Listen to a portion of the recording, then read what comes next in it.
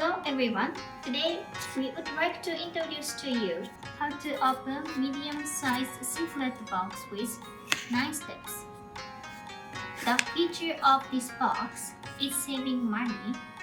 When you slide this part to the right, you can see the coin slot and put this coin in it and close it. To take out the coin, it takes 9 moves to open. So let's get started. Step 1. Slide this part to the right. Step 2. Slide the whole and down. Step 3. Slide this part to the right. Step 4. Push the whole and down again. Step 5. Slide this part to the left.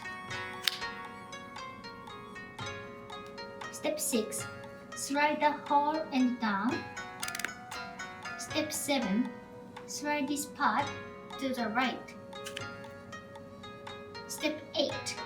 Push the whole and down again. And step 9, the top comes off. And now we can see the coin. When you close the box, please slide these parts back in order. It comes with instructions, so please be careful not to lose it. We are looking forward to your order. Thank you for watching.